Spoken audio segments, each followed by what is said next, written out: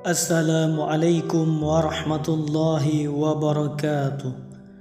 Sahabat berkah yang dirahmati Allah subhanahu wa ta'ala, jumpa lagi dalam rahmat dan senantiasa dalam lindungannya.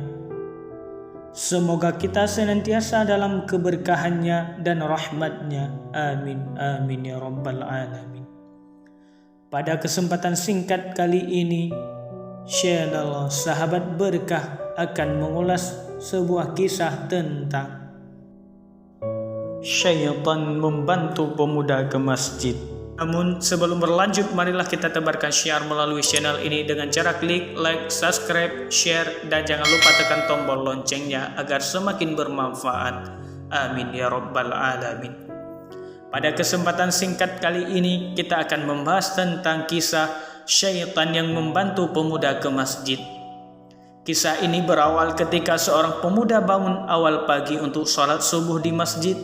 Dia berpakaian, berwudhu dan berjamaah menuju ke masjid. Di tengah jalan menuju masjid, pemuda tersebut jatuh dan pakaiannya kotor. Dia bangkit, membersihkan bajunya dan pulang kembali ke rumah. Di rumah, dia berganti baju, berwudhu lagi dan berjalan menuju ke masjid. Dalam perjalanannya kembali ke masjid, dia jatuh lagi di tempat yang sama. Dia sekali lagi bangkit membersihkan dirinya dan kembali ke rumah. Di rumah, dia sekali lagi berganti baju, berwudhu dan berjalan menuju ke masjid.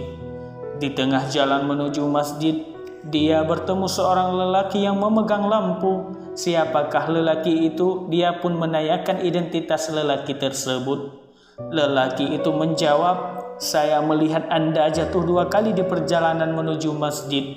Jadi saya bawakan lampu untuk menerangi jalan Anda." Pemuda tersebut mengucapkan terima kasih dan mereka berdua berjalan ke masjid. Ketika sampai di masjid, si pemuda bertanya kepada lelaki yang membawa lampu, mengapa tidak masuk dan salat subuh bersamanya. Lelaki itu menolak.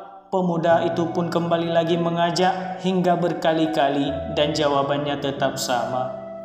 Pemuda kembali bertanya, "Kenapa menolak untuk masuk masjid dan ikut salat bersamaku?"